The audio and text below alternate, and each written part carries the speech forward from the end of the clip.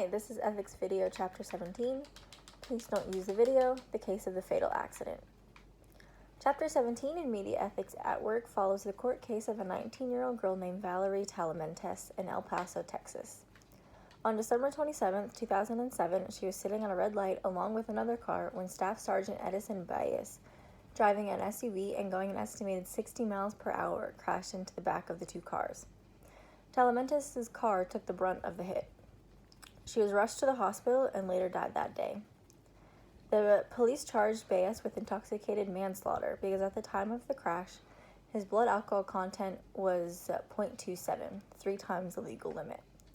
He had returned from a tour in Iraq just 10 days before the crash and was coming back from the nearby Fort Bliss. A year and a half after the fatal crash, during Baez's trial, his lawyer argued that he was suffering from post-traumatic stress disorder and that the Army had not diagnosed it yet. However, the prosecutors argued that Baez had a history of alcohol abuse. A few days into the trial, reporters got word that there was a red light camera video being presented by the district attorney. The video perfectly captured the events of December 27th, even though it was still dark and the video was from far away. Pictures and videos were not allowed in the courtroom, so the trial operated on the pool system, where one camera took video of the whole trial, and then that video would be distributed to the 4 major news stations in El Paso. It was very common for news stations to set up cameras outside of the courthouse and record through the windows.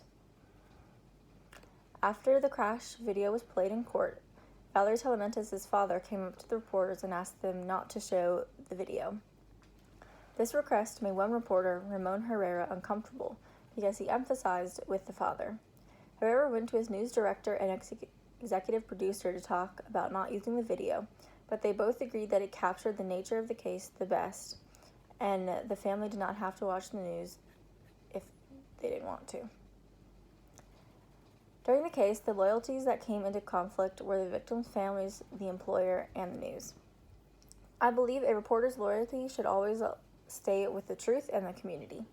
If I was in Herrera's shoes, then I would have pushed my boss to not air the video.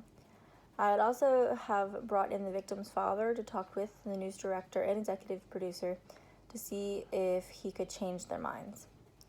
I believe that the news should either choose to air all graphic footage from wars to car crashes or decide to not include any footage because they can't pick and choose what they want the public to see.